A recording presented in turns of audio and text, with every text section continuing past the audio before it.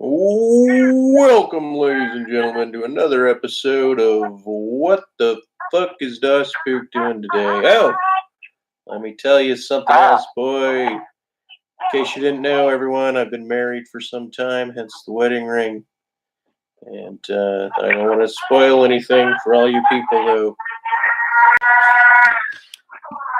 I don't want to go into details. But anyway, working on a new piece, and we have a fella on the phone. And we've been talking for quite some time now, and it's been quite a little pleasure knowing the creative mind of whoever this guy claims he's going to be. So go ahead and take it away and tell the audience. They might even be familiar with you, who you are and what you're doing, while you're doing it. Well, I've known you for several years. I've encountered your videos through a Mintim. I've kind of had this idea that your name, dospook, is tied to a lot of my imaginings, my writing, a lot of things that I ponder and contemplate. So I've always viewed you as not a real person, but as a fictional characterization of my own creation. So your videos, in a sense, served as a function for that character that I could use as material to draw from. Like, the bounds of my imagination is not just contained in my head, but it's actually extended into the world. So that's kind of how our relationship developed, or friendship, or haunt, or me, the ghost, haunting itself as another, the haunted clown, the haunted house. So that's how I discovered you.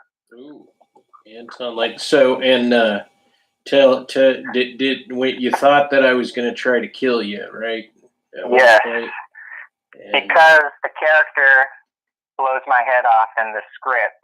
So I thought, in a way, if I manifest this, if I write this down, it's going to manifest it some way in the future, in a future timeline. And that would give me signs and hints and indicators, working at FedEx and seeing boxes with a target symbol on it. And then my thought association, seeing the target symbol and having the thought association, and then being at my house and having the paranoia of you getting in a car and driving to California to kill me. And there's this other little hints and things that the universe is so gracious and benevolent to offer up a bone. It's, yes, these are signs, these are indicators that this clown is going to hunt you down. So I take it. I take it in, and I let it go, and I release it. And I think I've gotten over the hump. I don't think you're going to kill me. But it's always there in the back of the mind. Right. But it's more, I'm trying to bound my imagination. My imagination is bounded. I'm trying not to read into the signs and symbols. I'm just trying to be practical, because I think that's the best way to go. That's the best route, because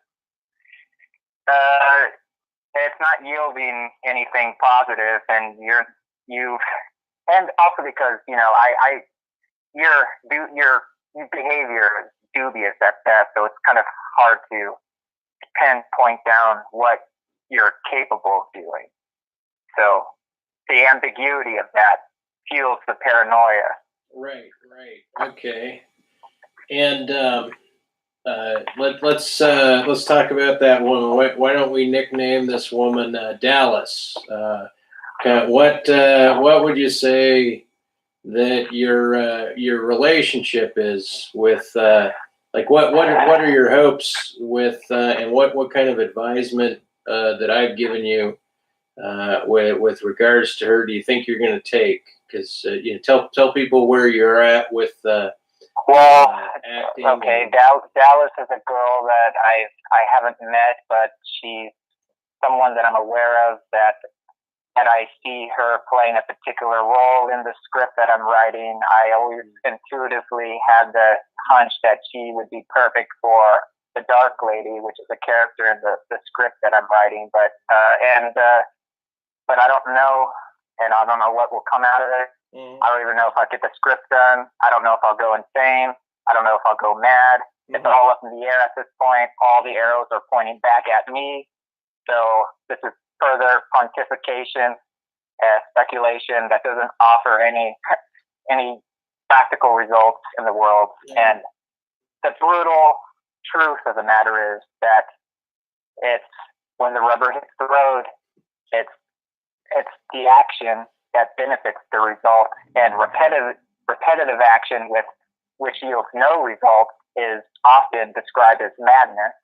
And I've had this thought of writing a script for several years, and it's been incubated in my mind for years with no result, but fragments. You know, David Lynch has fragments. David Lynch likes to have analogies with point fishing. He's fishing for ideas. But the difference between me and him is that he acts on the ideas. And I am, as you mentioned before, I'm afraid to touch the ball because I'm afraid of what it will yield. Yeah, but what's the ball? Tell the viewer what the ball is that you're afraid to touch. The ball is the underworld, the dark world, the imagination, you know, because it feels like madness at sometimes. But I tell them literally what the ball is the metaphor of. I mean, it's not just the madness, but what is it? Implementing action to get, not to speculate on it, but to actually pick up the ball. Yeah, but what do you got to speculate on the possibilities? What are you picking up? What are you talking about for people that don't know what the ball is and they don't know what the underworld is and why you'd be afraid to touch something? I mean, what is it that you're talking about? What is it? I want to make a film, and the film is centered around this little house in San Jose, California, which is built by a woman in the 1800s. And my story kind of evolves from the two stained glass windows that are centered in the main ballroom of the house. So it has this mythological haunt. And I want to make a movie. Okay, if you want the short answer, that's it. But yeah, so it's your script, it's your movie, it's your thing. The ball is the film. Yeah, the ball is the film. And so now tell people why you're discontent or depressed in life. What makes you unique in your depression, you know, relative to the ball or to life or other people, or you know, what's your discontentments? You have some discontentments, it seems. My discontentments?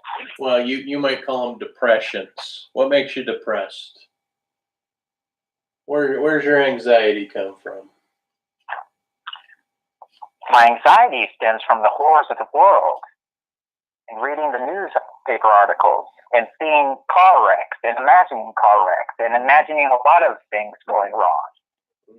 The horrors of the world just presents itself, and it's just my particular way my brain is wired that is sensitive to those issues. It's not an issue. It's just my temperament. I'm just predisposed to depression and just my life situation, the events that have occurred in my past. Yeah, but what would you be willing to share that the events are your situation? Do you have anything you'd share with our viewing audience of, 25 people?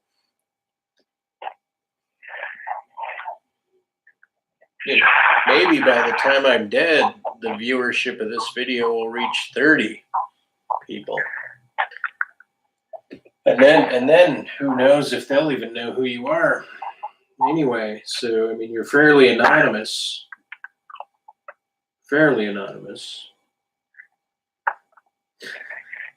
Yes. You probably don't want to tell it to anyone that would actually kill you, unlike me, but. Well, if I speak it.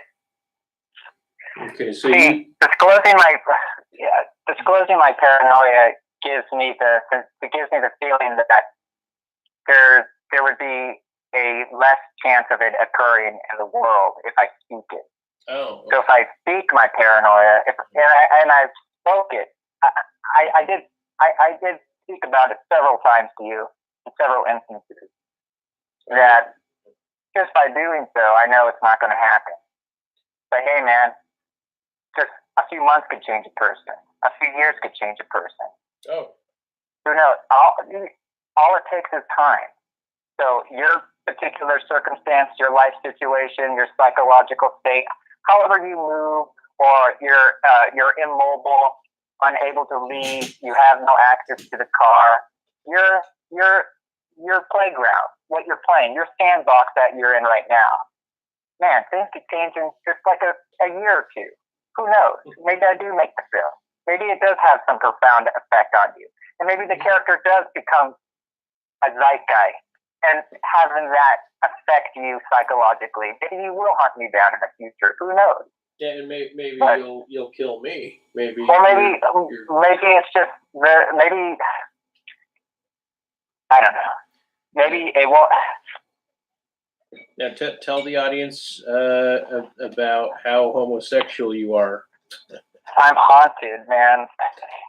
Just leave the homosexual out of it. Leave just being alive. I'm haunted. Sexual preferences aside. Right.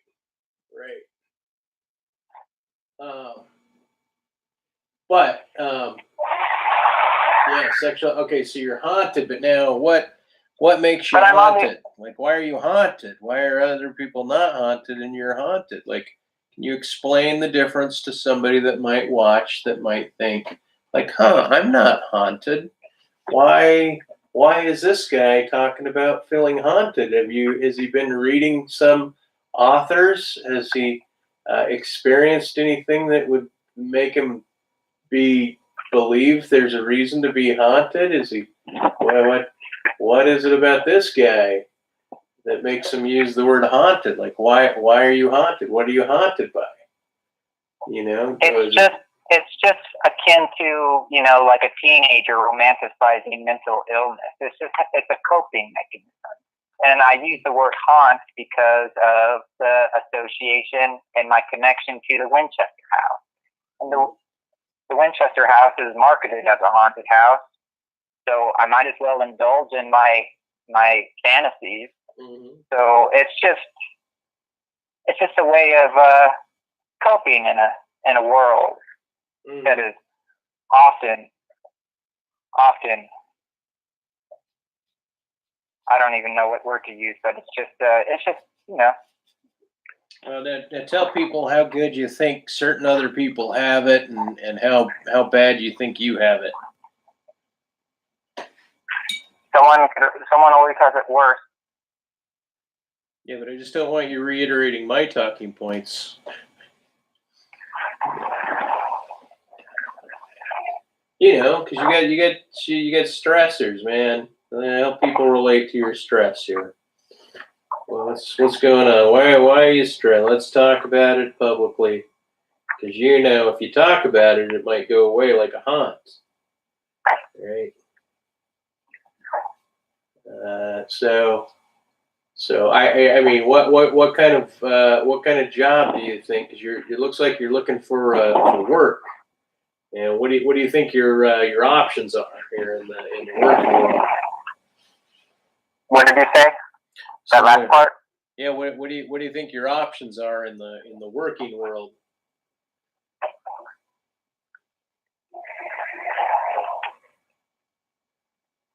I would say warehouse work or retail, basically. And which one do you like more, warehouse or retail? If you had to pick. The warehouse, it isn't bad. The work isn't bad. It's just the hours are long. Oh. FedEx was okay, but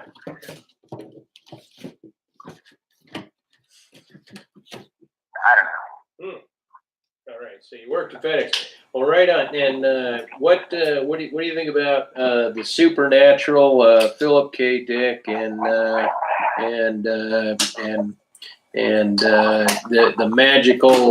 magical world of universes, where magic is a possible universe, a logically possible universe? What do you think?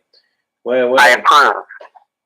That I approve of, because it's almost like it's encouraging me to go off the deep end, because we'll catch you, man. The universe will catch you. Just close your eyes and fall back, and you'll fall into the loving arms of the Almighty, or whoever's controlling the strings behind the curtain, the man behind the curtain. Just close your eyes and reach for that star. Mm-hmm.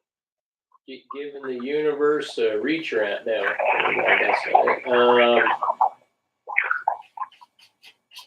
Okay, so you want to trust the universe. I don't know what I trust, man. I don't even trust myself. Yeah. You know, for all I know, we are the moral creatures, and wherever we came from is this primordial soup of that is lesser than human, and we are the evolved creatures that are at the step up of evolution. Mm-hmm. And yeah, right on. So tell people what you hate. I mean, we know you like daisies. You like pictures of daisies. But tell you're my guest, so, and I'm a bad interviewer, so. My likes and dislikes. No, just your dislikes. Well, mostly the dislikes are more preferable. Your dislikes are more preferable than your. I don't know what I dislike ornate, intricate designs on plate and pottery, and I dislike art, and I dislike success. I dislike the trappings of a richful inner world. I dislike happiness, and I dislike chicken noodle soup, and I dislike I don't know, Chinese finger traps.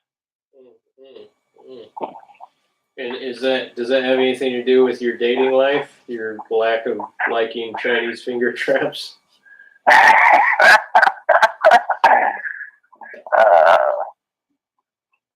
Didn't we already go over this? Yeah. Didn't we go over this before? Sexual preference and my sexual meandering doesn't really matter. Well, you actually haven't. Your romance towards women and your bromance towards fascinating guys, I guess, is. I don't think we've really, disclosed to the viewing audience what your preferences are. But my suggestion is that, boy, if you come on to my little podcast, one of out of my 30 viewers, one of them's bound to be a single woman in California that needs a new hunk of love called Asa. And so tell people what it is you like about Philip K. Dick, other than his name Dick. As I'm doing my best. I don't know. I don't know much about him. I haven't read any of his novels, but I've listened to his interviews and seen some documentaries, and I just think his experiences intrigue me, and it is also something that I could relate to some extent. And that's all I could say about that. Okay, what's your interest in the esoteric generally? Why are you interested in esoteric things? I mean, I guess it just takes me off of the I don't know. I just can't stand mundane, normal life. I guess that's it. I guess madness and the extremes of life, not just the negatives or the contrary things in life, but also just the passion. Well, now I think I'm going to name this video. That's why I got my interview with Jordan B. Peterson is what I'll title this video. And then, and so you kind of have to play his part for a minute, you know, to fulfill the new title. And so, Jordan, what would you say the problem with people like our guest is? What would you say their biggest hangups are besides, you know, needing to clean their room?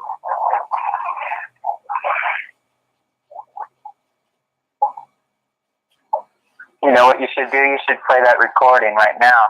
Oh, well, what record? Oh, well, I don't know, man. I don't know how to get to it. I use my podcast. I'm trying not to impress people with your art. I'm trying to impress them with your style, man. Your words, man. Worms, Roxanne. Worms. And, okay, maybe we could get to it. Other than see, I've got wet paint. I'm slopping it. My attention is towards the painting. It's the art form.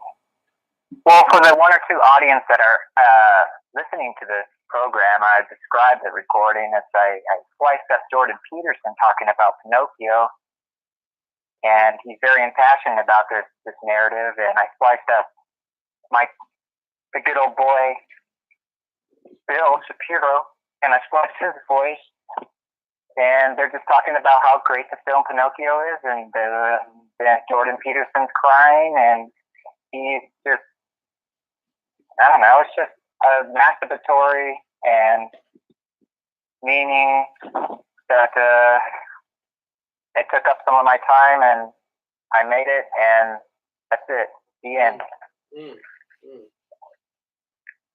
Right. Well, we have a 22-minute video going on so far. What kind of information would you think that we've conveyed to our audience about anything that you think a random audience should know about you, like that,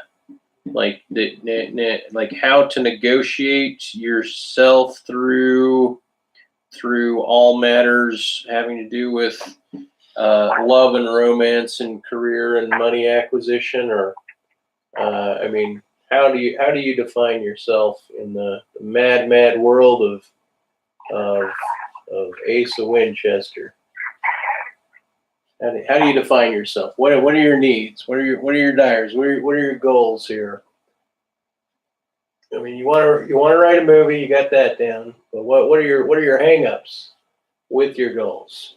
And you just keep changing the topic, smearing random weird word obfuscations. One word, I would say struggle. Struggle. Hang up. Yeah, and what hangs you up? You know, anxiety, depression, not getting what you want, getting everything that you want, first world problems, financial problems. You know, see, here we are talking about the negative shit. Tell everybody what's most inspiring about you. What's the most inspiring thing about you? What makes you a person worth their time? Well, if I say it, it wouldn't come across sincere, I think, because it'd just be me trying to display an image of myself that may or may not be true. What could you say to anyone about what you think is true about yourself? What?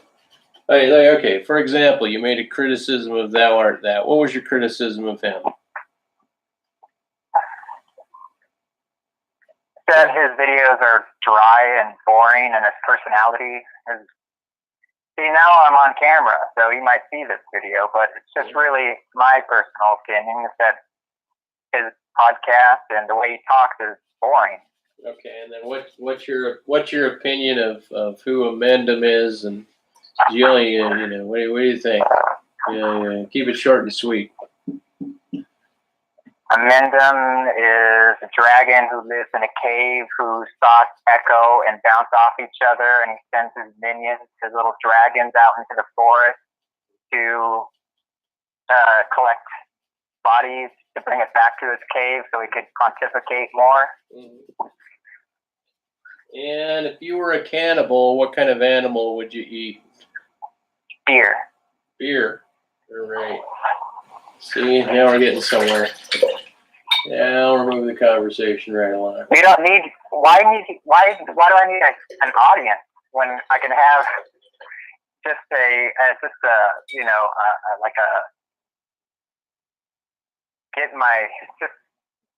just scratch that thought. Like you said, the deer could watch my movie. Yeah, you want to move as many deer into the auditorium because they're really receptive of who you are, right? Now, and so the idea is that you want to be social. You have to be social in life because if your whole life is about developing movie artifacts, you want those to be able to relate to other humans and not just deer. That's what I think. Or any other animal. I agree. I agree with that. Yeah. And so what are you going to do about it? What's your game plan? You're trending on Instagram now. You got at least, 200 billion people following you on Instagram now? Real powerful. You have more followers on Instagram than me. Yeah, what? I have 53 people following me on Instagram. Oh, okay. Well, that's close to a few billion. And what would you say your biggest heartache is to date? What's your biggest heartache?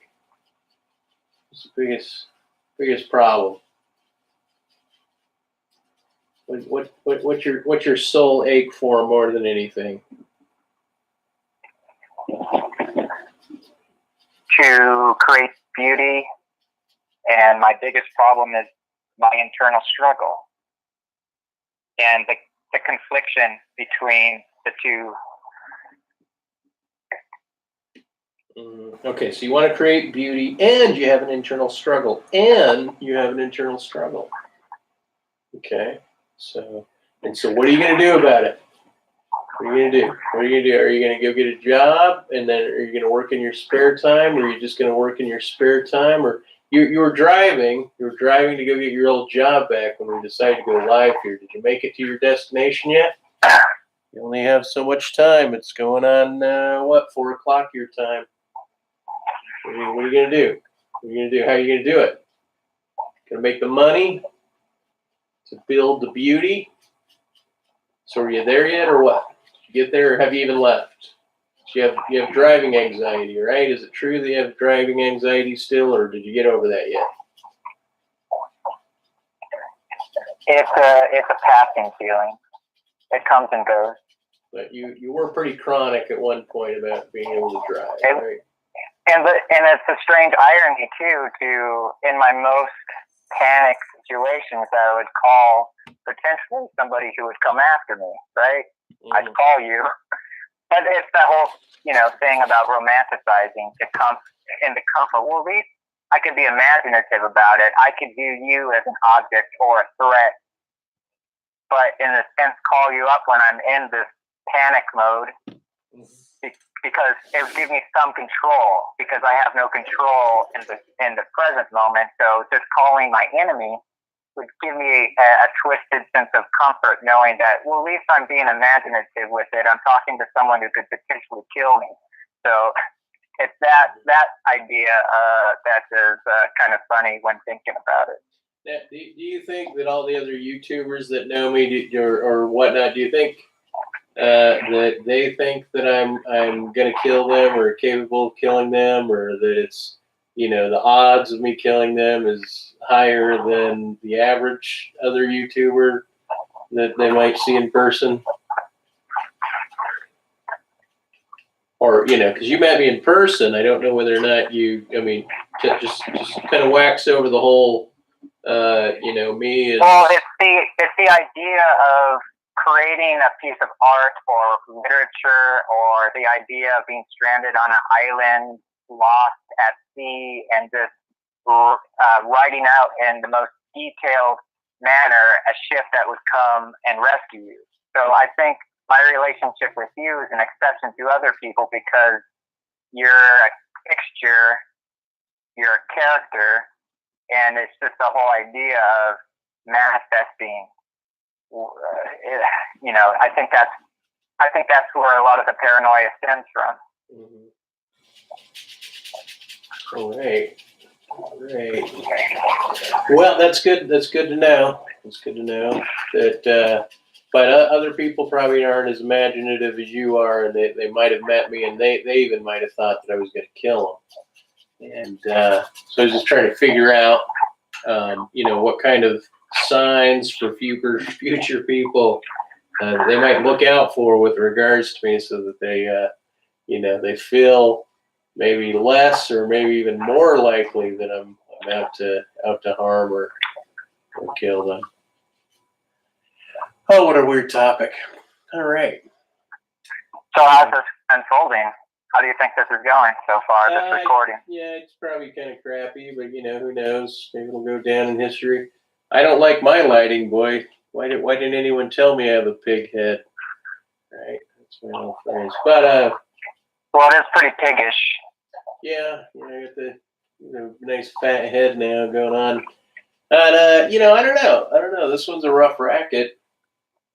It's not our first little rodeo, and now that the camera's on, our conversation's changed a little bit, and people probably recognize that I'm as seasoned as a blog interviewer as Joe Rogan by now, and they probably appreciate me at about the same level that they do a Joe Rogan video, I would imagine. I think that's pretty much how it's going. People just love me. They can't get enough of me. That's why, that's why I'm as popular now as I was in the 3rd grade. So that line. All right. So, I don't know. I would have to say that it's not my best video. I'm not on my game. And at the same time, I don't mind it. I think it's okay. Right? It's not too shabby. People can watch. Looks like I got 2 whole viewers in. Looks like you and Barklord typed something that I can't quite access. And you're probably the other viewer on your end, chiming in on the phone, on your other phone. So are you close to your job where you're going to get this job? It's basically down the street. Okay. A short drive away. Well, don't you want to take like the phone in there and I'm not driving, but I think I'm going to do it right now. But I don't know. I may have left the offices, so I. Well, no, you might as well drive. Just let the listening audience get an idea of what your panic levels might be while you start driving. Maybe we can re-induce your historic fear of driving, right here. Not that that's the goal. Like, hey, that's really mean. That's really mean of dospook to try to invoke anxiety. At least I'm toying with you. So. Well, that's okay. I'm used to it, and I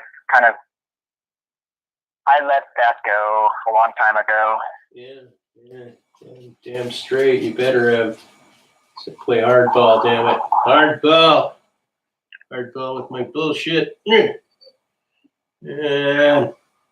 But yeah, drive, man. Don't let me hold you up. This little video recording is no reason for you not to go get your damn drive. Please go pick up the application. Let's go get the job back. You gotta earn. I think I'm gonna leave in a few minutes. And I think the world's on the up and up. And I think the birds are in the sky and they're singing. And not only singing, but they're speaking to me. And they're speaking in Latin. And it's just beautiful. The world's beautiful. The trees are beautiful. Love is in the world, and it's out there. there's a lot of good things that I should be hopeful for.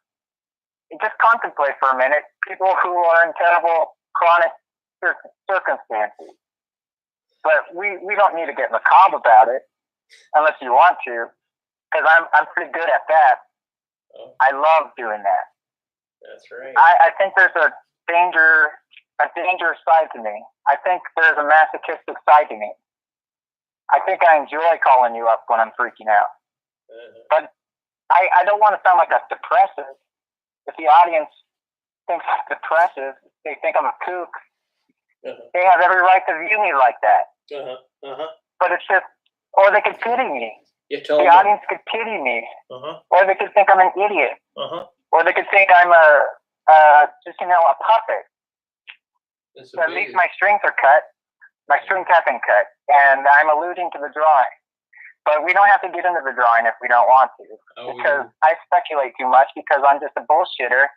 Because when the rubber meets the road, I don't know what to do. And now I think everything has been closing in on me, and I'm feeling embarrassed now because my words are, I'm getting lost in my words, and it's just kind of imploding. So we're just gonna feel this. How does it feel? Are you gonna cry? Are you gonna cry a little bit? Can you just cry for a minute? Maybe kind of happy. Accomplished the cry. Let's see. I'm drawing of the big white dog. Not Clifford the big red dog, but the big white dog from the Never-Ending Story. Oh yes, he's come to visit our painting this evening. I'd say ladies and gents, but odds are gent. Whoever the one person is that's still viewing, which is probably Barklord, which, we'll have to bring him on another podcast for some philosophical mumbo jumbo, because here, Asa, good old Asa, this fella, he's all into signs and spirituality. And what would you tell people your esoteric, what do you call it? Your graveyard habit. You got this weird graveyard thing that you do. Why don't you tell people what you do there in a graveyard? Why you do? Well, I don't think I want to disclose this information. The only reason why I disclosed it to you was because you're an exception to the rule. But of course, what do I know? Because what do I know of myself and who I am and my identity and my self-reflection? And should I really trust my instincts and these intuitions, or should I just, like a blind man and fall into the arms of the universe? Who's going to catch me, man? Yeah. I don't know. These are questions that they don't even need the answer. Yeah, but I can tell you this. I made some sigils a month ago, and I told you about it. And it's let me I don't even know what to make about that. Let me tell people about your story about going down to Mar-a-Lago, Florida, where you brought your cat in that room when you met Donald Trump, and then he had you put him in the back room, and then you went out and you were mingling, and Donald Trump went to the bathroom, and then you went to check out your cat, and he was coming out of the room zipping up his zipper. And when you went into the room, there was your cat dead with this huge gaping asshole with a bunch of blood leaking out of it. Right? That Donald Trump raped your dog, your cat, right? Maybe you want to elaborate on that story a little bit? All I can say is that it's true, every last bit of it. Go on, tell them about it. Elaborate on that. I think I got the story told right. You want me to elaborate on the inflamed asshole and why the way it is the way it is? Yeah, why was your cat bleeding out the butt and you saw Donald Trump come out of the room? Why? Well, I don't know if I could comment on that, but I can describe the asshole, and it's inflamed, and it's red, and it's puffy, and it's small that I could put my pinky finger in it. Kind of similar to a Chinese trap. There's tiny finger trap. Enough asshole conversation. What is it, a cat? Am I describing a cat? Yeah. Yeah, cat assholes are probably some of the worst things God planted on this fine earth, especially if, you know, Grandma, she had a white cat. It was fat, and it didn't move around much, and then all I could remember was a pink asshole with shit smeared all around it. And I said, Grandma, that's your cat. And she said, yes, it is, honey. Pet the cat. Pet the cat. And I said, okay, Grandma. And then the cat was deaf. So I just think about that. I think about that sometimes. Sometimes I should probably think about that more when I'm freaking out driving on the freeway, and probably use that story instead of the Will Smith song. And yeah, that's something that I think about often.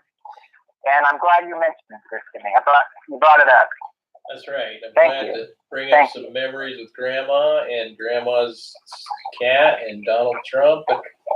And it seems, you know, seems pretty nice. Wait, do you want to tell people how you nibbled on Mike Tyson's ears for a little bit as like a joke about him biting that dude's ear off? We'll go into that. We can go into it. Let's talk about gratifying our sensual desires and non-gratifying. Let's talk about, there are certain ways you can gratify yourself, and there are certain ways you can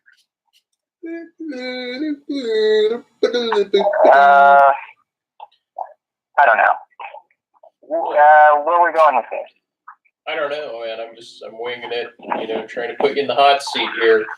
Should we talk about my game plan to slug Joe Rogan, to punch Joe Rogan? Well, I don't know. Maybe I need to do some rewiring, because the words that I use, the descriptions that I use, the things that I imagine, I have a filthy, dirty mind. I wouldn't say filthy, dirty. I mean, after all, we're all ape creatures. We come from the same primordial soup. Yeah, but I'm just saying, the words that I use to describe the world that I live in. You're pretty civil, though. You often don't talk shit. I run off a script. Oh, I'm just reading my script. Right. Because you're a civil guy. You're not really dirty at all, and so it's interesting that you would. Well, it's not that you're not dirty, but you keep it on the low down. You might be dirty. Let's see. What do we have here? Oh, okay. Hello. Who is on the line with you? And dospook, one of my professors, brought up Steven Pinker. Oh, so I mentioned that a friend of mine randomly. A picture of Pinker and himself are you, my friend. Yes, Barclay and I will be your friend. Thanks for asking. And you wouldn't murder me, right? And your voice, he says your voice sounds familiar, unless he's talking about me. In fact, like Barclay now, like he suffers from dementia, so when I talk, then he thinks that I also sound familiar. Of course, that's not really what's up there, but it's fun to say. Yeah, man, boy, Steven Pinker and I, long discussion there. Oh man, it felt like that thing lasted an eternity. Good old Steven Pinker and I getting together doing Steven Pinker type conversation. Absolutely amazing. Okay, well, back to you, Asa. How are you doing? Did you turn the key on? Are you driving yet? So this video is titled Driving Therapy, I think. I'm going to leave in a minute. Bullshit, man. You get on that right now. None of this coddled youth, coddled millennial stuff that, you know. Okay, we'll leave in a minute. Do your thing. Is there anything I can get for you, boy? I hate mimicking other people's mockings. I don't hate it. I just, say that. So, well, it's interesting because you're a sign reader. You read the signs in the universe. You're intuitive that way, and yet they've led you down empty caverns. of attempts at romance and seduction via artwork. So that's very interesting, I think. And I think you produce some amazing audio tracks most of the time. You're going to be helping me upload something here to SoundCloud not too long. Got that artifact being shipped out to you, and you got your long idea kind of hammered out, your outline for your Winchester Haunted Mystery House movie that you're going to be making, and you have a particular actress in mind for the Dark Lady. We went over that, and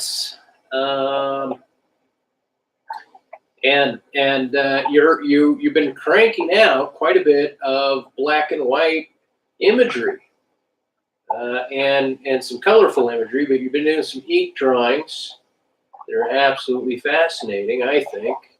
And you've really come a long way as an art autodidact. You've learned it yourself. You've got a penchant for it. You've sold a couple pieces now, and you're just kind of getting off the ground in that regard. So that's good. All right, are you on the road yet? Just lie to me. Just lie to the audience. Of course, baby. There you go. All right. So, ladies and gentlemen, we're probably not going to pick up that anxiety that I was hoping to pick up. Want to do a little driving therapy. And traditionally, when you drive, how is it that I give you therapy? What do I have you do? Okay, so let's just go over some things that are triggers for me. Getting in the car, driving on the freeway. Those are big triggers for me. Those will incite feelings of anxiety and panic. And it's just the feeling of my insignificance in the world and seeing a lot of things I don't want to see and seeing face after face. It's just sensory overload, and it's just going to trigger it. And I'm getting the hang of it. And I'm able to write it out. Okay. And I'm able to hold myself accountable and try to logically think and rationalize that this is not a life-threatening situation, that it's just my brain kind of triggering adrenaline, and it's just uncomfortable sensations in my body, and I just have to get over it because, it's a first world problem. What would you say a synonym or a replacement word to the word triggering might be, in case I'm triggered by the word triggering and we wanted to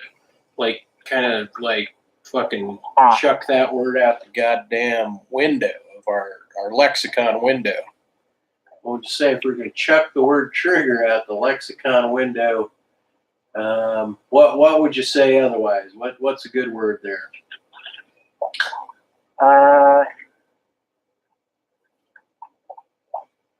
Maybe like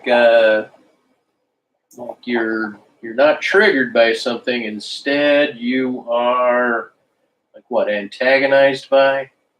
You're responsive to. You're negatively. Well, how would you say it? Is there another good word? Incited. Nothing. Something. Fall off the edge of the planet. Shit, man. It's just, you can use either of those. It's just another word to replace another word that really doesn't have any tangibility to it. It's just what I'm feeling in my body that I have to get over. Okay, well, I'll not let the word trigger me anymore. I'll get over that because my anxiety levels have been well dealt with. I mean, in terms of driving and public things, generally, I think my anxieties are more spiritual or social, not spiritual. Maybe spiritual and social. And shit. What else are my anxieties? My anxieties are about that I can't drive anymore. My license has been taken away. That it's just that overwhelming. It's that overwhelming dread that you're not the heliocentric model of the universe. That you're not the one. It's just, and that's why I envy the methamphetamine addict who thinks he's a shit because he's just this underweight 90-pound rat looking guy who has this. He's overflowing with confidence. He can do anything and conquer the world. And I envy that. And I envy models of, those models of viewing the world because it gives me, it inflates my ego. Like I'm the center of the universe. Right. And in the Matrix movie. So when troubles come my way, I don't know, it's just a safety net. Could you sing a little song about what happens when troubles come your way? Like what happens when you charm up the tune when troubles come my way, and then how does it go from there?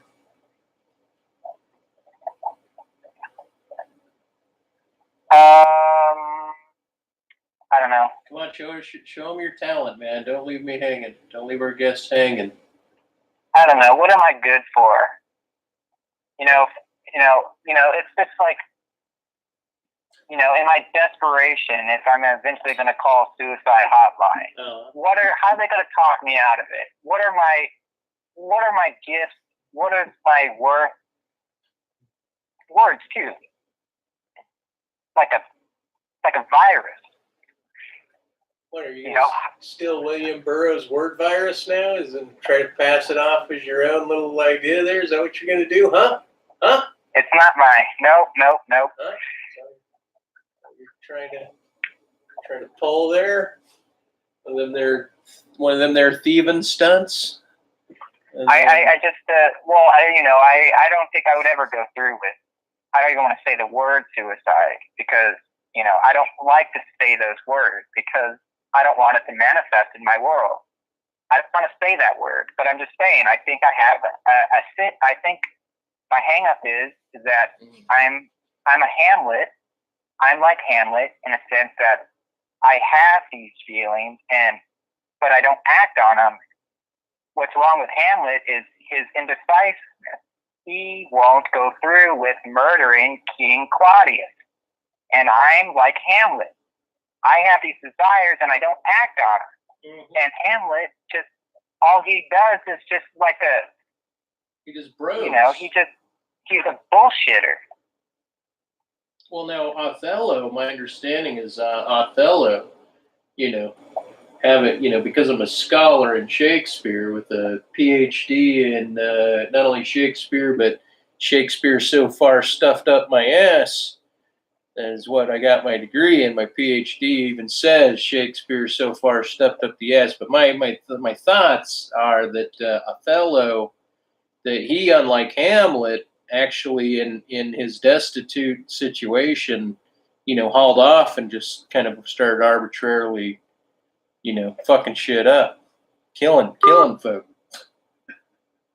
Oh, well, okay, ladies and gentlemen of the jury and so forth. I'm not an Othello. That was good old Asa Winchester, ladies and gentlemen. Good old Asa Winchester, and it's a pleasure. We get cut off all the time. We have Moto. Moto's great. Here comes Moto back. See what he's got to say. What kind of business was that? Hanging up and then calling back. What kind of passive aggressiveness was that, Mr. Poopy Pants? Nothing? Something? Come on. By the way, did I tell you guys I got married? Look at that. I'm married. Finally. And it hasn't improved my sex life one bit. Get back to you, Asa.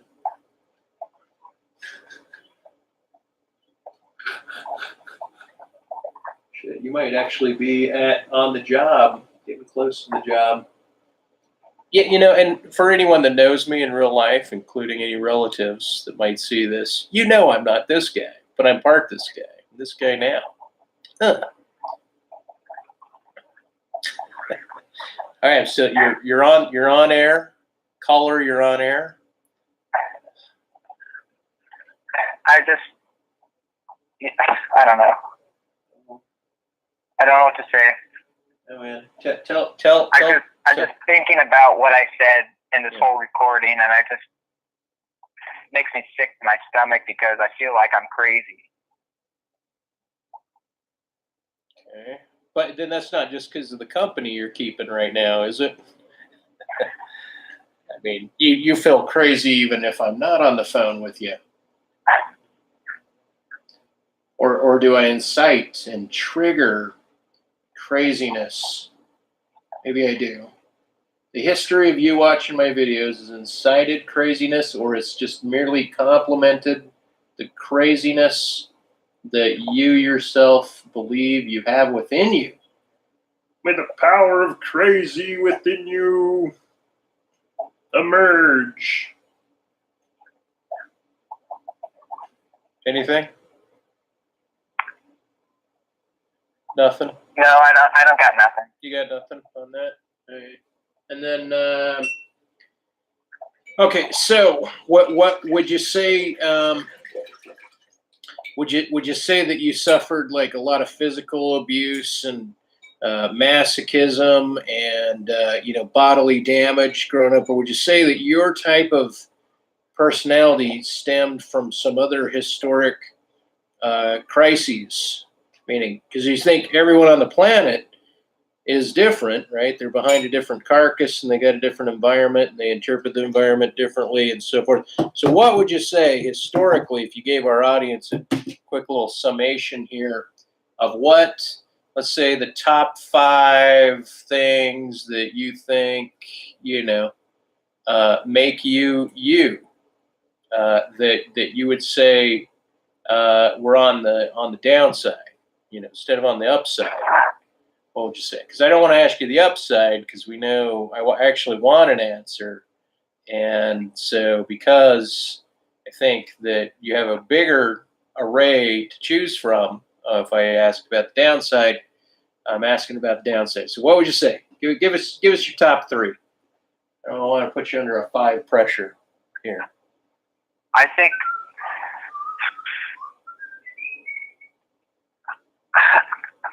my I don't know, it's just my emotional volatility. It's my moods oscillate from, I don't know, man, it's just like, I have severe mood swings. Come on, no.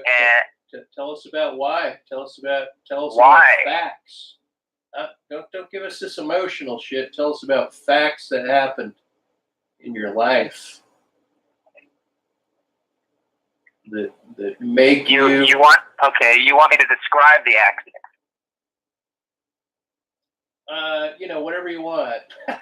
I'll say whatever you want, but it's got to be within the parameters of what I. Do we have to keep pointing to the accident? I mean, do I have to really?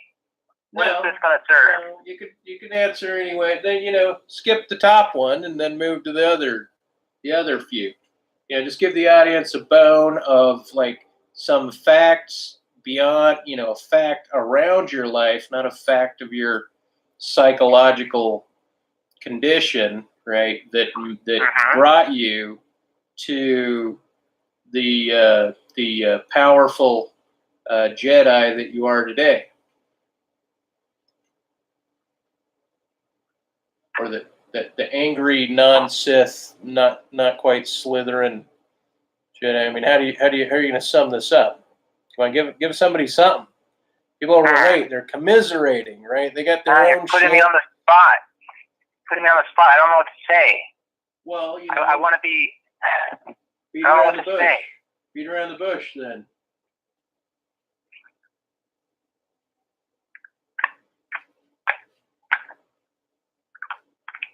Nothing. Still nothing. I got nothing. You got nothing. I don't know what you're telling me to say. I'm just saying, pick out of the top 3 negative things that happened to you and tell the audience one of them. Well, let's go to my. Well, I don't know. I don't know if I want to disclose it. Why not? Why? What are you afraid of? Who's going to hear? No, don't let me toy you. You don't want to do it? Why does does everything have to become ironic and have a sense of irony and it has to become like a circus performance? Well, in my video, yeah, because this is like a Calliope song. It's like a circus tent routine. It's like it matches the art. When you do see the video, you'll go like, I do, and I do indulge in negativity. Believe me, audience, right. Whoever's listening out there in the universe, I indulge in the dark art. It's a part of me. It gives me my intrinsic identity, and I seek after it, and sometimes I savor it, and it's something that I unconsciously desire. And maybe that's why my life is derailing, because secretly, deep down inside, I want my life to go to the shitter. But, this is just, okay, maybe not to that extent, but I'm just saying. It's something that is attracted to me, and I seem to attract it, but it's not really, I haven't been really. You think I attract people who want their life to go into the shitter, right?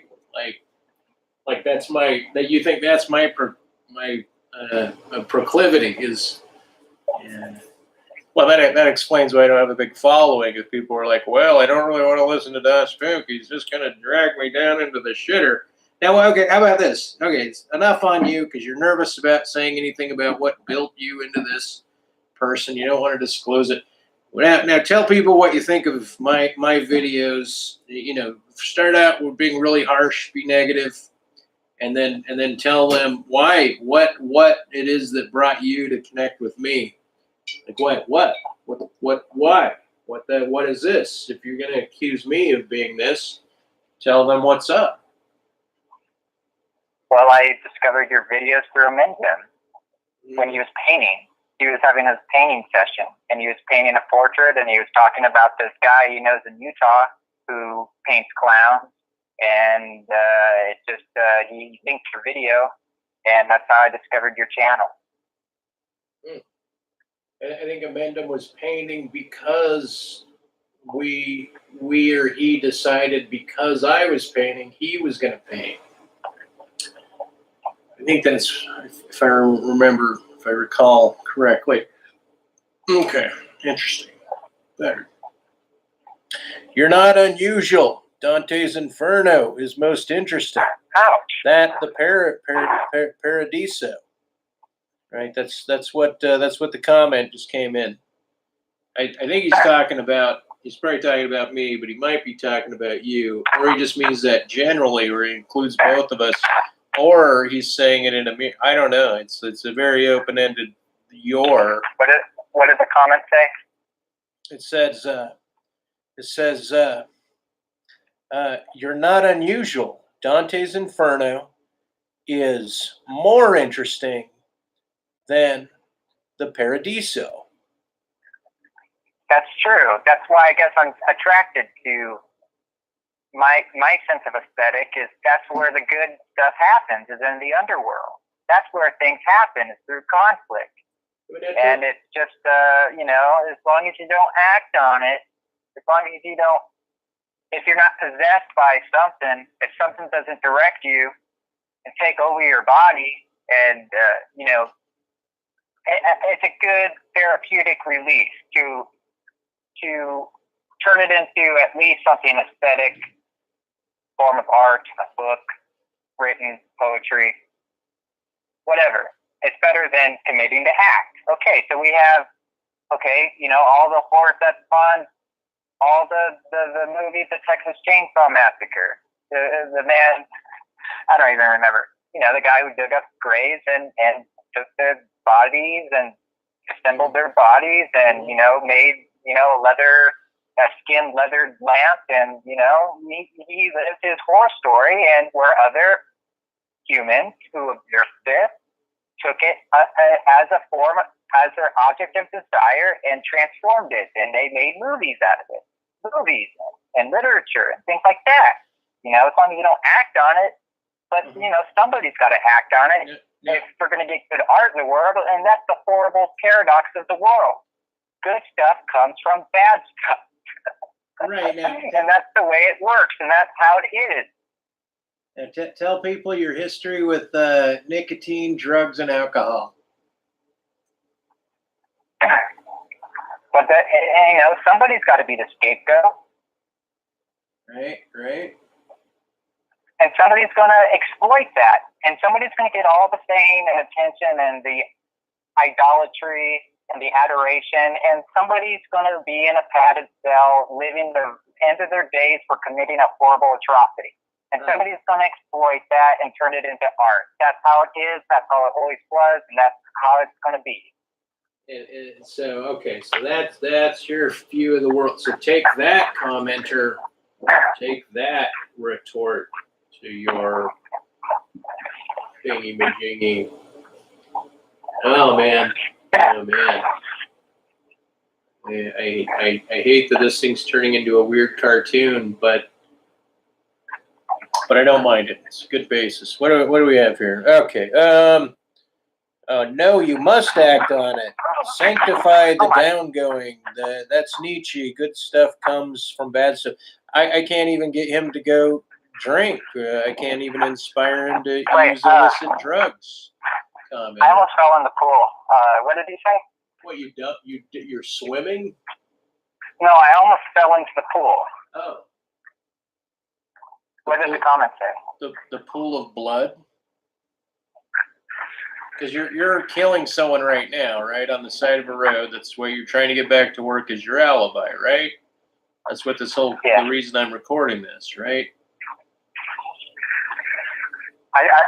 Should I go there? I mean, they might be closed now, the offices.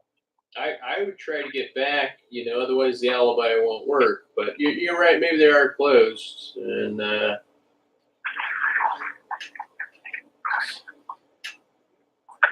giving pleasure to the audience, talking about murder and alibis. How dare I bring such a thing up in conversation other than our commenter also has interesting dark experiences and history. Is he this man who's listening in on this recording?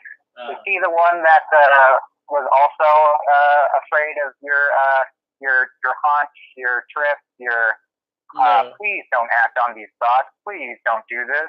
No. That's not the same dude. I don't know what to say about anything, to be honest. I other than, like everyone's got their own issues and their own hell and their own history and their own things. But I don't want to linger in hell. Well, right. I don't want to linger in hell. Right. I want to get out of it. Right. That's why you do. That's why you do what you do to try to get out of it. So that being said, why are you standing next to a pool of blood? I almost fell into a dipping pool, not a pool of blood. Oh. What's a dipping? I recovered. Oh. But tell everyone how many people that you've assassinated in your life, in your career so far, and why you're going to go work for FedEx instead of continuing your job as an assassin. An assassin. Well, it's just the lesser of two evils, really. Do I have a better choice in the matter? I don't know. You can pretty much make up anything you want at this point. That's what I'm doing. And all right. Well, and you guys who are watching, you really missed out on the conversation beforehand when they fighting to do long form. We already did our 3-hour Joe Rogan like podcast earlier, and then we decided to ramp it up, mostly so I could get a third wind on this kookism that I'm knocking out here. And then I obviously, what Ace is trying to do is utilize my prominence on the internet to fling himself into notoriety. And so, for all my million viewers, for all the people that follow me, I don't even know if I can link them. I don't even know if I should link Ace's, because he doesn't do video recordings, right? He does. Besides assassination, he does audio recordings, like snuff film audio recordings. Walks by pools of blood. Really shouldn't be talking this way, to be honest. It's actually kind of rotten. So it's unthoughtful on my part. Knowing what I know now, I'm being unthoughtful. Perhaps we should talk about your fascination with daisies and pushing up daisies in your artwork. Where would you say your fascination with daisies came from? It came from the Winchester house. The daisy is a prominent fixture in the architecture. The woman was obsessed with the flower. Mm-hmm. She had a niece she called Daisy. Just took it from there. Mm. Mm. Mm. Yeah, the daisy motif has sprawled out all over the mansion. Oh, wow. And what would you say if people visited that house that they might become tuned into the spirit, the extra supernatural haunts in the universe, or would you say that it's probably a pretty mundane, just boring sight to most people, and that they're really not going to be captivated by it the way you are? What do you think? What do you speculate about other people there? Well, the people who own the estate, they market it as a haunted house. So the way they get people to come over to their house is just to market it as a haunted house. So they give tours, and they put on birthday parties and business meetings. You could set up an event of that sort, and it's just like people go there because they also find the architecture interesting because it's a bizarre piece of work, and mostly it's marketed as a haunted house, and that's how they draw in their crowds. And it's a weird Victorian estate that's on the main section of a San Jose street, and it's really weird. It's like from the Twilight Zone. It's like this weird M.C. Escher-like house that is on this main road next to a mini mall and a gas station. But it's a beautiful house, and the mythology surrounding the house is beautiful. And I see beautiful things from my perspective that I could work with. Right. And do you want to give everyone? But that doesn't mean other people could also have the complete opposite view of the house. It's just a boring piece of, I don't know. People don't even believe in the paranormal with ghosts.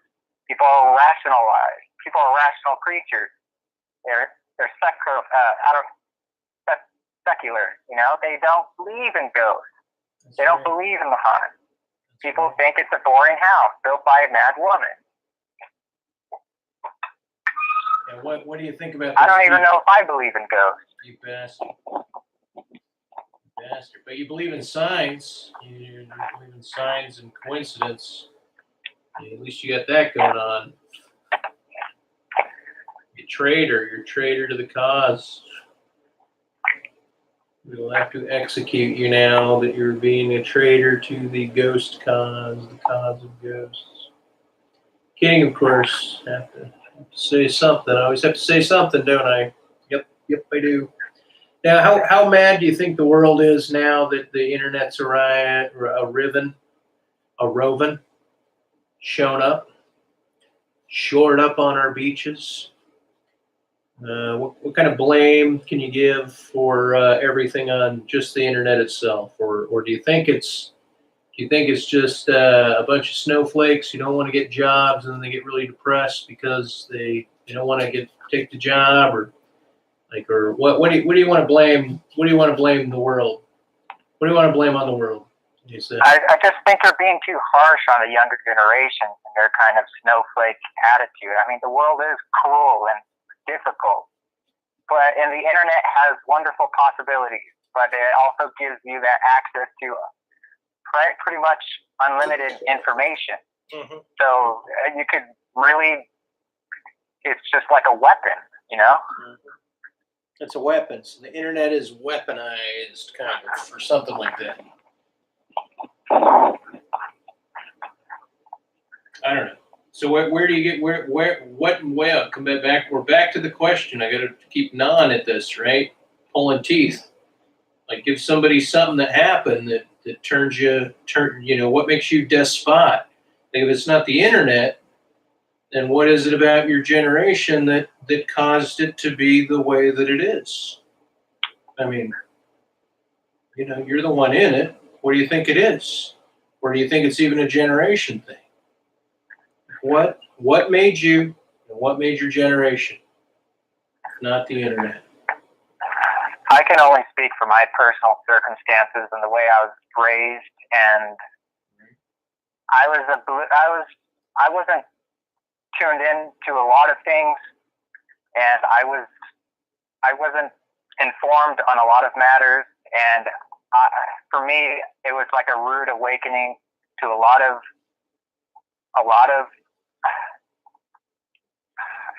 terrible things that I had, like a rude awakening. Oh, yeah. For me personally, that I had to discover on my own. Oh, yeah. I wasn't prepared for a lot of the things that just are in the world. Mm-hmm. Because you went right from 15 to having to get your first job, or because what? Kidding, of course, but what was the rude awakening? What did you find out that was rude that you were awoken to? I love the word awoken, by the way. What was your first wake up call that the world was harsh? Maybe your second wake up call.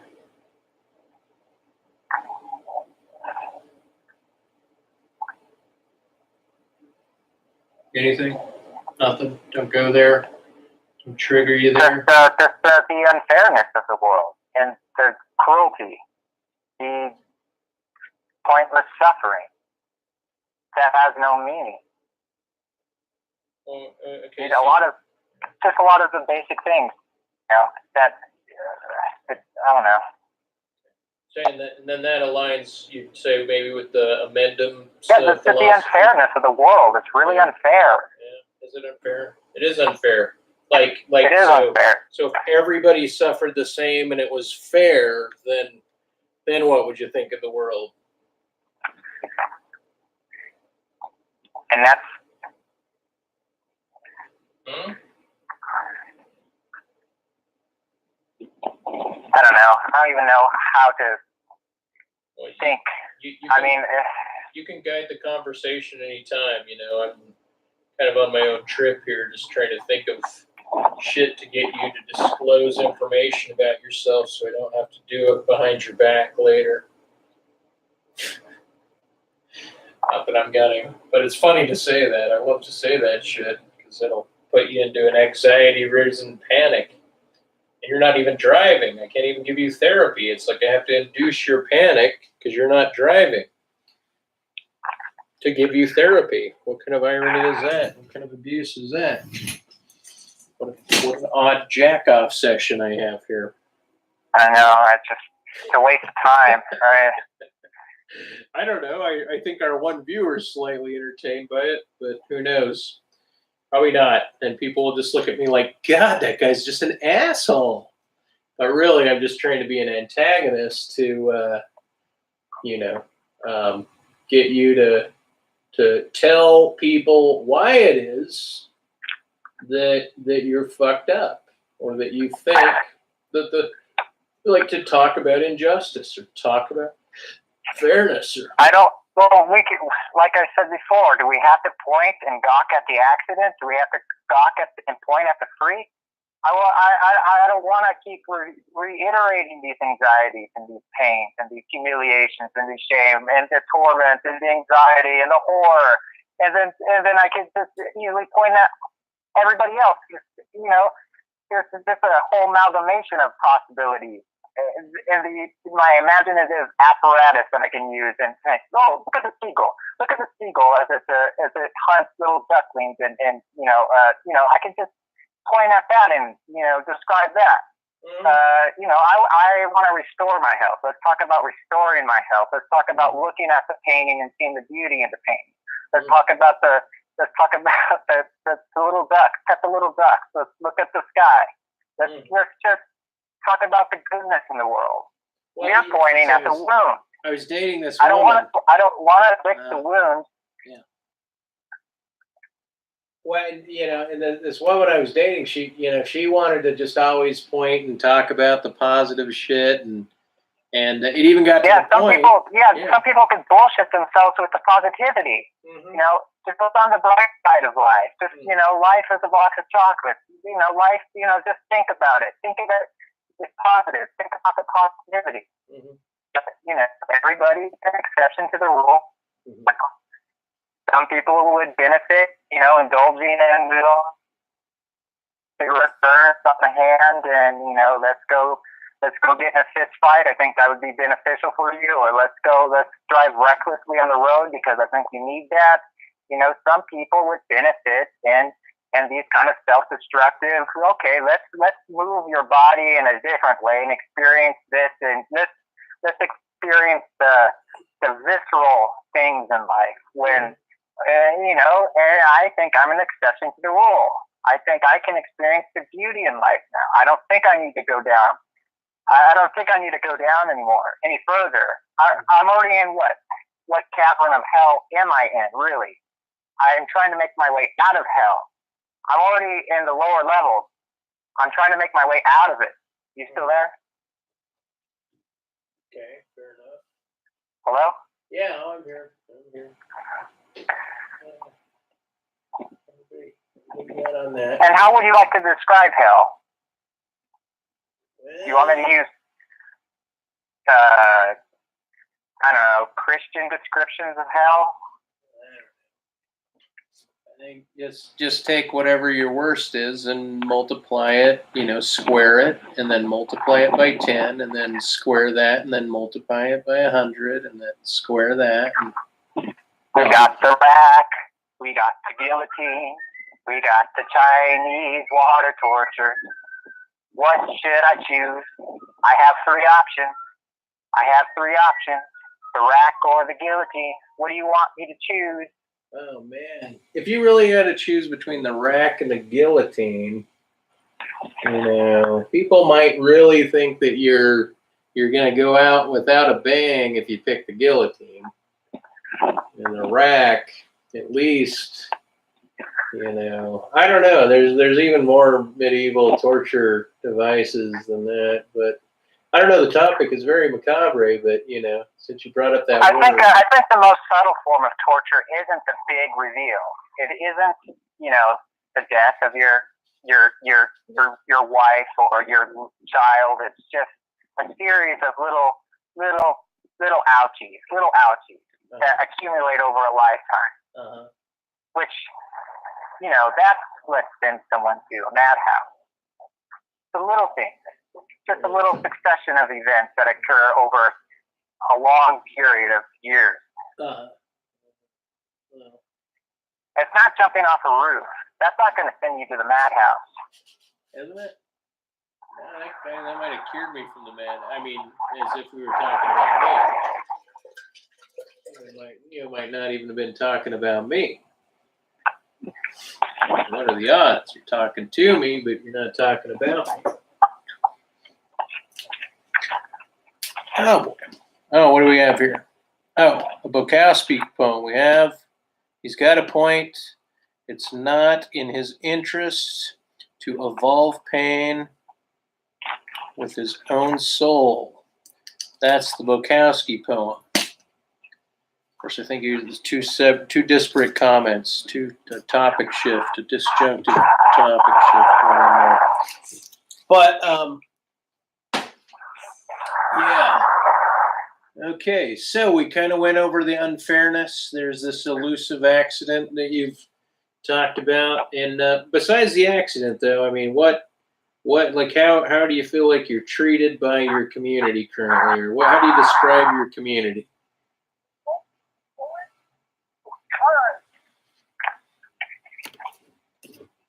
When you say community, what are you referring to? You know, like you're, like the humans that you interact with. How do you describe your, or what's an overarching like thought about the humans that you interact with? Well, I had this really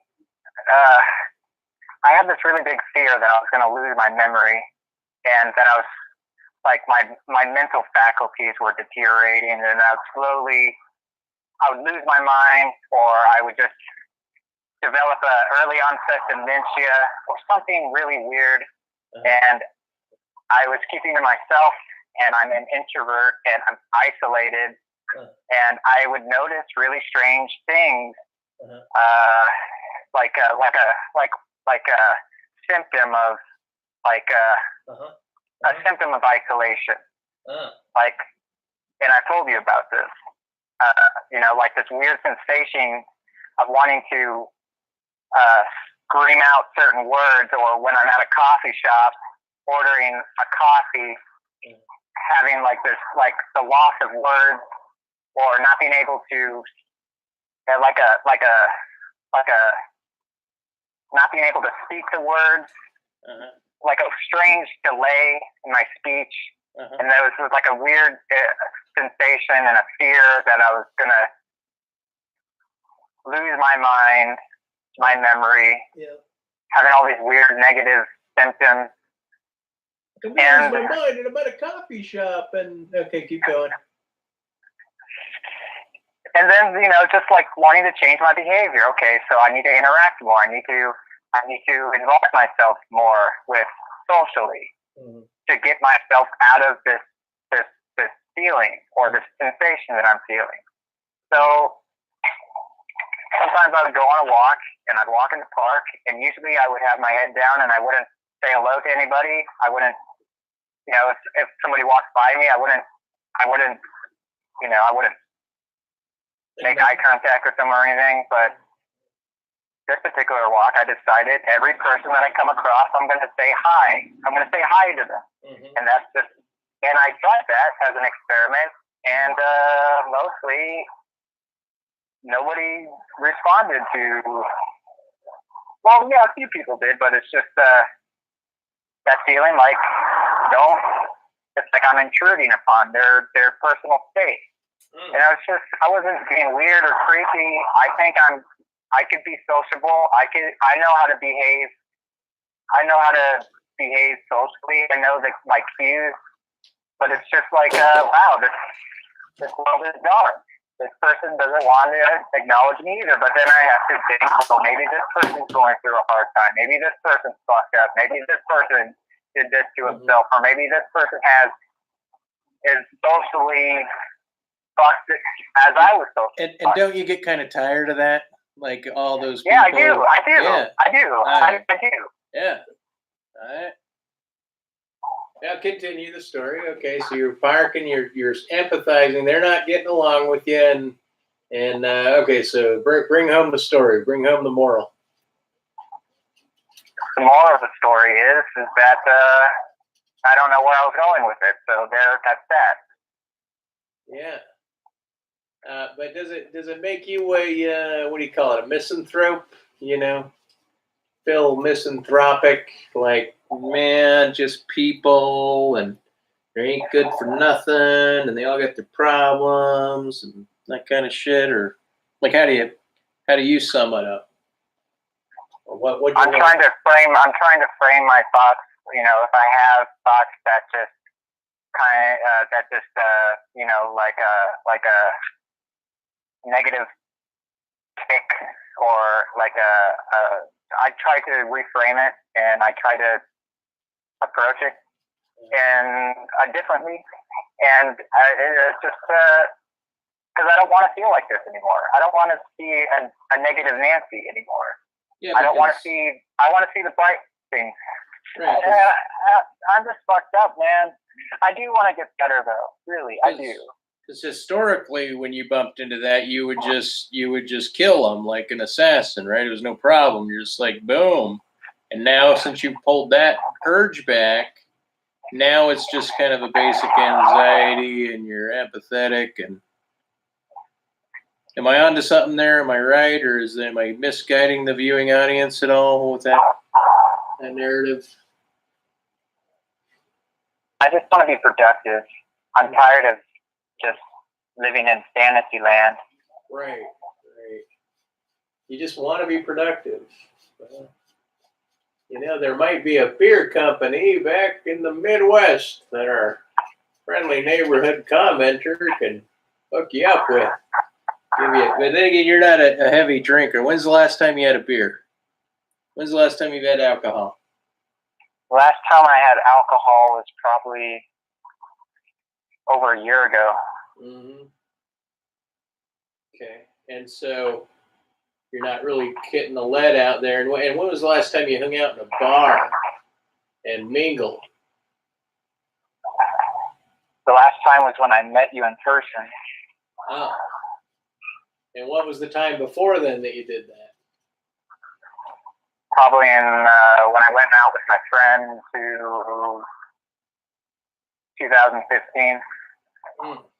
Okay, so you've been out like twice in 3 years, maybe 4 years, something like that. And so, would you say you're kind of a loner? You're kind of like retractive. You're trying to expand out on the most minimal level of saying hi to people. And when I asked about your community, you know, there wasn't a lot of disclosure then. They're trying to like lead you or guide the question to you saying like, hey, I don't actually have much of a fucking community, right? Or something like that. Like you didn't even throw down there. But then again, I don't want to put words in your mouth. If you feel like you have a social group, you can tell people otherwise. I don't want to mislead them and just let them, believe that you're only an assassin, right? I wish I was having more fun with the topic also. I'm having a hard time, probably because I'm sober. And even right now, I won't even say I'm in that much pain at this very instance, comparatively. It's not tremendous. Feeling okay. Okay, so we got all that covered. We didn't go over any accidents or any hoop-de-doo in that department. And but would you say that you were raised right? Would you say you got a good shake at your childhood, or would you say how was your childhood? Did you get spanked growing up like Stefan Molyneux did the way you'd be spanked? Did you get spanked a bit? If I did, I don't remember being spanked. Okay. I don't remember, honestly. Mm-hmm. Mm-hmm. Oh, we have more comments from the viewing audience. Let's see what they have to say. I always have to remind myself how cool this sort of conversation is. 10 years ago, we couldn't do this. I like that it's live. I don't know, man. We've had Google Hangouts for a long time, but you're right. And I've had a hard time getting the Google Hang going. So you get someone out there, not just any random, somebody enjoying the fact that we get a live connection here. Even though I'll let you know that Ace is calling me in on my Moto, And my motto is my name for my assassination code name for my other assassination code name. And so at least we got that going on. And paying attention. And yeah, right. See, because as you tell people that I'm not going to kill them, I'm trying to reinvigorate my mythos as a associating with cold-blooded killers. And now you're one of them. So I'm glad to have you on the air, and maybe next week we'll bring Mark Hacking on. Do a little. There's been an inverse. What's that? There's an inverse. Oh yeah, what's that inverse all about? What are you talking about? Inverse the role. Oh right. Inverse the role. All right. Inverse the role. Exactly. So I've been feeling a little bummed lately. You know, I've got I detoxed a while back, and I'm craving carbs, and I don't get out of the house much because the driver's license division suspended my license for 2 years as of November 1st. Why is it that long? Because I'm taking them to court. Those sons of bitches. I got the response from their lawyers, and now we're going to court, but the court can't even go until next October. And so I'm suspended for 2 years. I can't drive anywhere in all 50 states for 2 years. And yeah, so I'm a little bummed about that. Thanks for listening. And so it's got me a little caught up, makes me want to move. I don't live close to public transportation. I'm whining and bitching a little bit because it's hard to walk for a long time. I went and got a cortisone shot in my hip last week, and you know, it's a pain in the ass even to get on public transit. Plus, I can't even get a disability fare. Got to be totally immobilized to get that disability fare. We're bastards in Salt Lake. First world problems. Let me tell you about first world problems, folks. Boy, do I get them. You know, besides just mental despair. Asa, would you say besides that $1.5 million from that last hit that you got hidden away, that what would you say you bring in a year?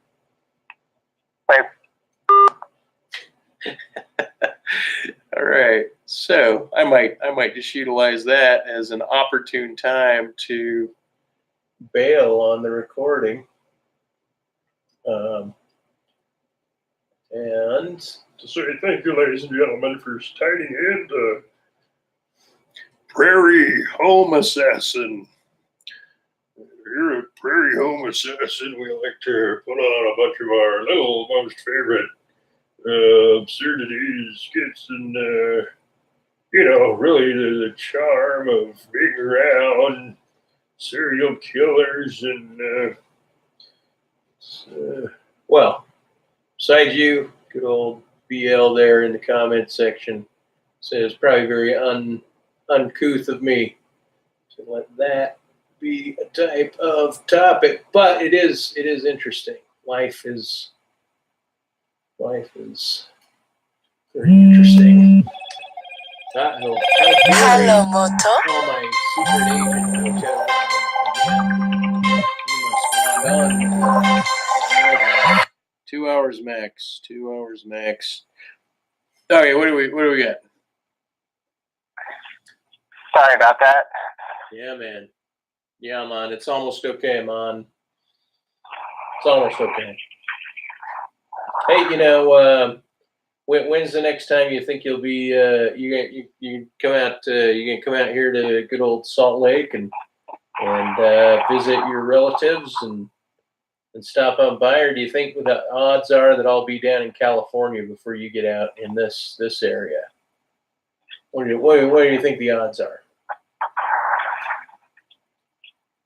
Well, it's been a while since it's probably been about 10 years or close to 10 years going to Utah. Yeah, because it's not really a place to come visit, right? There's not much going on here.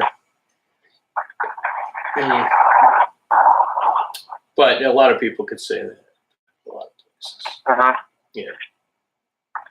Damn, man, the way this painting's coming right along, it almost looks, it is just shy of a complete pile of shit. It's just a little bit less than shit bag. But when it's did okay. you start? What's that?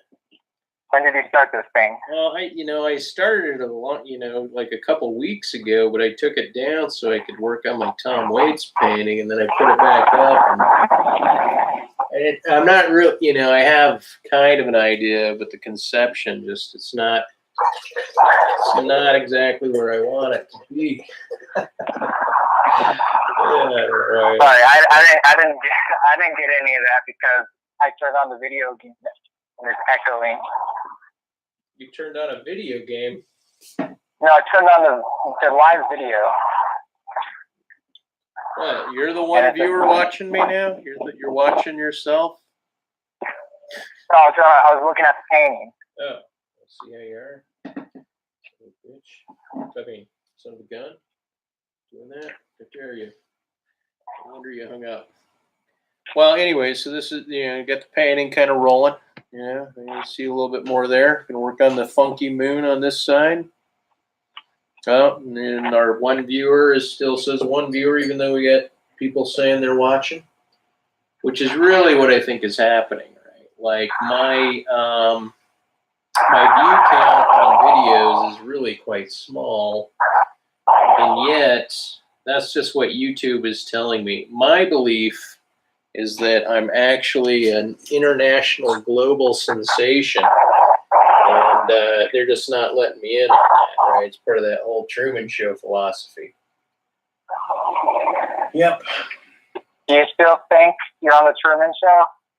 Or do you wax through those positions? Back and forth. Back and forth like a ping pong ball. Tomorrow you're going to be on the Truman Show. Tomorrow. Not today. I want to be a contestant on the Truman Show. I want prizes. So I'm waiting for the prizes part to show up, the prize truck. But I don't know if I'm on the Truman Show. No, I'm not really caught up in that. I guess if I get high, or if I start speaking about my spiritual history, it might lead me to the idea of my infiniteness. And kind of you take the whole Christian thing, like it doesn't matter what you put in your body, like getting rid of the whole Jewish pork restriction. It matters what comes out of your mouth that you defile or the universe with, right? And it's like, oh, okay, so my words are echoing through space and time and all the other possible planets and yeah, stuff like that. But, I'm not feeling it now, right? When I believe it is because there's an accompanying feeling that comes along with it. Right at this very moment, just kind of not feeling it. Not feeling like I'm in a Truman Show. No. Thanks for the question, though. That was a good question. I don't think I've ever felt like I was on the Truman Show, yet I read into my environment, I see signs that seems like it's directing something, not an objective. I've never seen anything, well, except those two indicators that I told you about. It's just seems to reflect my thoughts, but then it's just really ambiguous. So it's like as it's just really ambiguous, like the Nike T-shirt, just do it. And then I have a thought, and I reflect on the thought. But there's been times where it's been really specific, and an example of that is the most recent one I told you about, that girl. Yeah, maybe tell the... No, that was strange, man. That was strange. But then, and it made me feel special. I felt like, there is something loving to this world. But then, then again, the paranoia of, well, let me back up for the audience, right? So you're kind of a natural at seeing signs. You're kind of a natural at seeing signs in the universe and then interpreting them. And just recently you had like a trifecta of signs that led you, not physically, but socially, through the internet to respond to a particular woman. Okay, now go ahead and take the story from there. Yeah, it's this girl that I've kind of been following on social media that I haven't met her in person, but I always have this intuitive hunch that she would be perfect for the role of the Dark Lady, the script that I'm working on. And I've never really contacted her. But something felt like, I don't even remember, like I made a portrait of this girl, and I wrote her, and I wrote her about, I was working on improving my art skills, and by practicing different complex poses and posturing, and I hope you don't find this creepy, but I decided to do your portrait. There's a portrait of her, of one of her images that she has online, and she was very flattered, and she liked it a lot, and I sent it to her. I asked her, is it all right if I mail it to you? And she agreed, and so I mailed it to her, and along with 2 other drawings that she wasn't aware of, and I sent it to her, and she loved them. I mean, I think they're really well done and executed good. I mean, and goodly, kind of like a romantic, I don't know. I want to collaborate with her in the future, but I don't know what I'm feeling. I may be infatuated with her, but I had some weird occurrences happen the other day where this was like a month after I sent the drawing. And actually, before I speak on that, I'll just say that the day that I sent the drawings, that I mailed them, there was a really big thunderstorm, and it was thundering, lightning outside, and she happened to post a picture of her dressed as Lady Frankenstein with the caption foreshadowing, and then the Bride of Frankenstein, and then the association with the thunderstorm on the day that I mailed the package to her. Yeah. And then like all these other weird things, like the picture, the keyhole symbol popping up, and my screenplay being called Keyhole, a portrait of an exorcism, and then of that picture or photo that was uploaded. See, this probably sounds like nonsense babble, but I get people saying that about but me I all the time. But I don't need to go into all this, but the month after I sent the package to her, she uploaded on her Instagram one of the drawings that I mailed to her of her dressed in the dunce cap, and she was thanking me.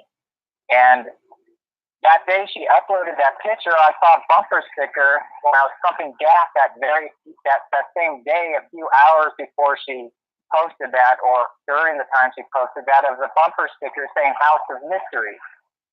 And I want her to play a particular role that is connected to the Winchester house.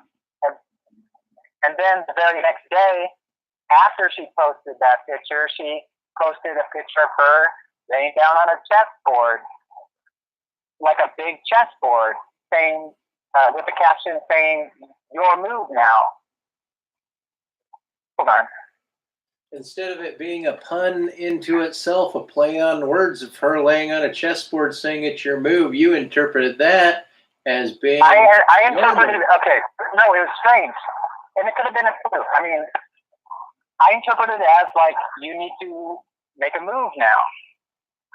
And it was weird because she posted the drawing that I sent over a month ago on her Instagram, and that same day I saw the bumper sticker that said House of Mystery. And that's weird because you don't see bumper stickers with that. It's not a commonplace bumper sticker you usually see on cars. Mm-hmm. And then seeing her, like the very next post after she thanked me, is her laying down on the chess piece board say your move now. Yeah. Those signs were, it felt like they were telling me to do something about it. Right. We still kind of are. We're making the video about it. We had to send her a link to this here video. Why? Oh man, I didn't even think about that. Well, man, it's an option. I won't do it. That's funny to think about, though. If you want to do it, though, and then, so if that happened, what kind of romance do you envision? Oh my God, I never thought about her listening to this recording. That makes me afraid. But who cares? I mean, these are thoughts that I'm having. I can't deny them. Mm-hmm. Yeah, so maybe. But I try my best to be a normal, functioning human, a creature that is able to tend to his daily necessities and be as normal as possible. I don't want to feel like I'm crazy. I don't want to feel crazy. I don't want to have the perception of people taking me like a crazy person. I want people to take me seriously, because that's sensitive. Well, people think, oh, this guy's off his rocker. This guy, something's not right. This guy has a few screws loose. That feeling gives me it validates me, or all my artistic justifications. Oh, you want to pursue this? You want to write a screenplay? Oh, you're gonna make a movie? You're just delusional, man. You got stuff. You're fucked up, brother. You're fucked up, brother. You need to seek Jesus. You need help. That feeling. Well, and the fact that your history as a millionaire and an engineer and as an assassin probably doesn't help this whole dream you have. Kind of like amendment in his physics theory. I don't want to feel crazy. I mean, maybe there is something to his physics theory. I don't know, because I'm not good in math. I don't know anything about physics. He doesn't know. Maybe there's something. I don't know. Yeah. Maybe he does have the truth. Oh. Maybe he's got the key. Yeah. I don't know. But I just don't. I don't know. I don't know. Nobody knows. We know that you don't know. Boy, do we know that you don't know. But, I don't know. Ask the viewers. What do they think of this? Well, there's no more viewers. Are you out there? We're all alone now. That's why we gotta wrap it up. We're going on. Let's ask the viewers. Do they think I'm crazy? No, okay, viewers, do you think he's crazy? What do you think of the sign? Do you think I should follow the sign, or do you think I'm just I'm irrational and I should stabilize myself, ground myself? I mean, it was peculiar. I'm not gonna, I'm not a violent. I don't have violent tendencies, so I'm not a threat to anybody. It's just something that I saw, I say like an indicator that I should act on. I mean, it felt like it was speaking to me. Well, the sign felt like it was speaking. I think the spiritual signs might just be just meet other spiritual things and not to meet other humans. And it's probably just like a reflection of my own thoughts. And I don't know. Where does my mind end and where does it begin? Well, it begins in this podcast and it ends when the viewers hang up the podcast. No help, I know. That's the thing, It's like the paranoia I had about you killing me. See, that's just so outrageous. But I validated it by things that I saw in my environment, working at FedEx, moving the boxes around, seeing the bullet hole, having the thought of you coming out to California to get me, and then seeing the bullseye, seeing the target on the boxes, and we never get those things. We never get those kind of packages. So when I had that thought and I saw that target practice thing, that made me feel like this is real. The paranoia is real. But it could be just, psychology. Thoughts, bouncing off in the universe. It doesn't have any significance, and it's not directing me to do anything. Yeah. And there's no evidence to these paranoia. It's just, you're off the range, buddy. Yeah. Entirely. Perfect. Well said. Oh yes, well said. Yeah, I think association is really important with reading the signs and doing your not necessarily as sigils, but you know me. I say stay aware of the stuff. I think when the powers that be want to tap in, it'll yield what it is. So just don't ignore them. But again, we don't live in a. What? What I was going to say is that I lost my train of thought right there. Well, with that being said, boy, we've almost done 2 hours. We should probably wrap it up and let the amazing viewers of our little show here, make their own decision about what it is that they think. Well, Doc, before you close this video up, what do you personally think about the signs? Do you think there may be something to them? Yeah. Obviously, I mean, I'm the one that encourages you to, at least be open to them, because you don't know. And then the problem is, if stuff goes in your favor, then that's like it's a confirmation bias, right? You're going to be biased towards them. Yeah, confirmation bias. Yeah, but at the same time, who knows?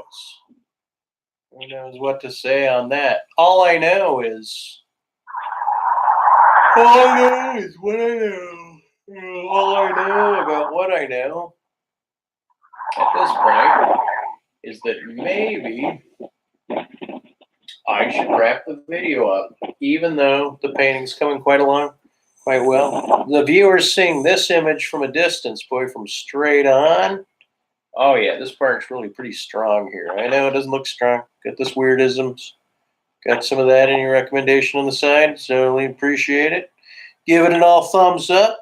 Thanks everyone for meeting Asa on the interview. Asa, blah, blah, blah. We'll try to drop a link to maybe his Instagram. Mwah. Voila. Some of that, some of this. And thank you for art talk and art interviews as we're moving through the next series of non-style swiped art. This is straight out of my noggin. Hardly illustration, but definitely painting. And my job is to bring pain back into painting. Not entirely. To relieve pain back into painting. And this, oh yes, boy, let me tell you guys how that marriage ceremony went. First, it started out with love. And then it started out with marriage. And then it started out with